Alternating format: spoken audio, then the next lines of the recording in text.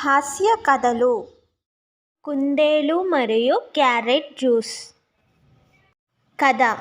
ఒకప్పుడు ఒక అందమైన అడవిలో ఒక తెలివైన కుందేలు ఉండేది. అది చాలా చురుకైనది, పరిశుభ్రమైనది, కొత్త విషయాలు ప్రయత్నించడం ఇష్టపడేది. ప్రతిరోజు అది తన తోటలో క్యారెట్లు పెంచేది. క్యారెట్ల తోట. ఒకరోజు ఉదయం కుందేలు తన తోటలో తిరుగుతూ అంది, అయ్యో, ఎంత అందమైన క్యారెట్లు పండాయి! ఇవి తింటే నాకు ఎనర్జీ రెట్టింపు అవుతుంది. అది కొన్ని క్యారెట్లు తిని ఆనందంగా దుంకుతూ వెళ్ళింది. అప్పుడు దాని స్నేహితుడు కాకి వచ్చి అంది, అరే కుందేలు, నువ్వు ప్రతిరోజు ఇవే క్యారెట్లు తింటావు కదా, బోరుగా లేదా? కుందేలు ఆలోచించింది. నిజమే, ప్రతిరోజు ఒకే రుచే కదా. కుందేలుకి కొత్త ఆలోచన. కొంతసేపు ఆలోచించి కుందేలుకు ఒక ఐడియా వచ్చింది. ఇవన్నీ తినడం కాకుండా తాగితే ఎలా ఉంటుంది? నేను క్యారెట్ జ్యూస్ చేసుకుంటాను. అది చిన్న మిక్సీలా ఉండే రాయితో తయారు చేసిన ఒక పరికరం తెచ్చి క్యారెట్లు వేసి రుబ్బింది. కొద్దిసేపటికి ఆరెంజ్ కలర్ జ్యూస్ తయారయ్యింది. కుందేలు ఆనందంగా చూసి అంది, వావ్, ఇది క్యారెట్ లిక్విడ్ వెర్షన్. అది గ్లాసులో వేసుకొని చల్లగా తాగింది. ఎంత రుచిగా ఉంది, ఇక నుంచి ప్రతిరోజు ఇలా తాగుతాను. స్నేహితుల రియాక్షన్. అప్పుడు దగ్గరలో ఉన్న అల్లరి గిల్లి చూసి అడిగింది, కుందేలు, నువ్వు ఏం తాగుతున్నావు? కుందేలు గర్వంగా అంది, ఇది క్యారెట్ జ్యూస్ రా, కొత్త ఐడియా. గిల్లి తాగి అంది, వావ్, రుచి అదిరింది, కానీ కొంచెం ఉప్పు వేస్తే బాగుంటుంది. కుందేలు నవ్వుతూ, అది తర్వాతి వెర్షన్ అంది. నక్క యొక్క సరదా ప్రయత్నం. అప్పుడే పక్కన నక్క వచ్చింది. ఆమె కూడా ఆరెంజ్ రంగు జ్యూసు చూసి ఆశ్చర్యపోయింది. ఇది ఏం పానీయం? క్యారెట్ జ్యూస్ అని కుందేలు చెప్పింది. నక్క కూడా ఒక గ్లాస్ తాగి, రుచిగా ఉంది, కానీ మాంసం రుచి లేదు అని ముక్కు ఎత్తింది. అందరూ నవ్వేశారు. రోజు ముగింపు. సాయంత్రానికి అడవిలోని అన్ని జంతువులు కుందేలు ఇంటికి వచ్చాయి. అందరూ క్యారెట్ జ్యూస్ తాగి ఆనందించారు. కుందేలు తన కొత్త ఆలోచనతో అడవిలో జ్యూస్ మాస్టర్గా పేరుగాంచింది.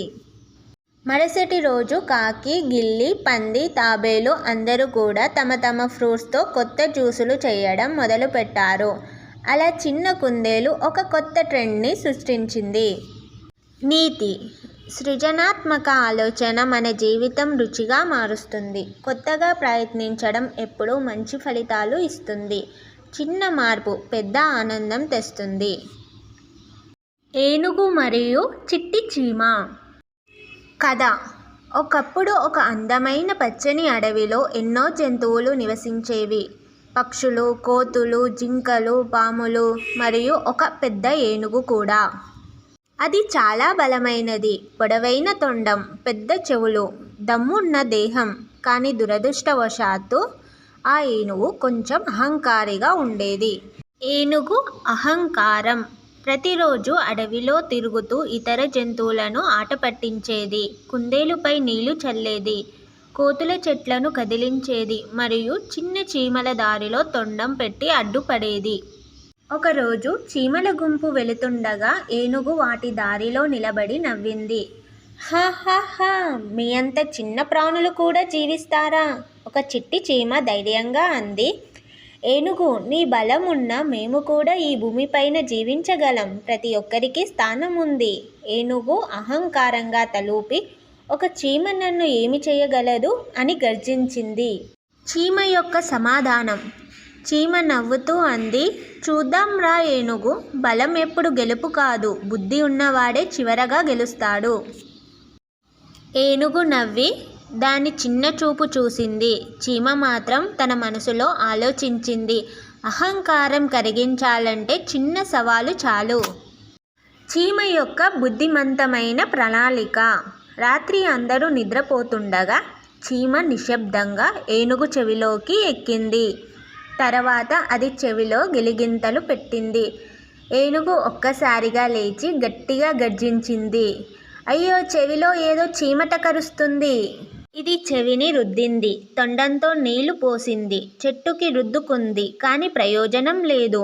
అప్పుడు చీమ లోపల నుంచి అంది, హే ఏనుగు, ఇప్పుడు చెప్పు, ఎవరి బలం ఎక్కువ? ఏనుగు ఆవేదనతో అంది, దయచేసి బయటికి రా చీమమ్మ, నన్ను క్షమించు, ఇక నుంచి ఎవరిని తక్కువ అంచనా వెయ్యను. చీమ యొక్క విజయం. చీమ నవ్వుతూ, అది సరే, ఇక నుంచి చిన్నవాడైనా గౌరవించు, బలం కాదురా బుద్ధి గెలుపు తెస్తుంది అని చెప్పి బయటకి వచ్చింది. ఏనుగు ఊపిరి పీల్చుకొని నీటిలో స్నానం చేసి చల్లగా నిల్చుంది. ఆ రోజు నుంచి ఆ ఏనుగు చాలా వినయంగా మారిపోయింది.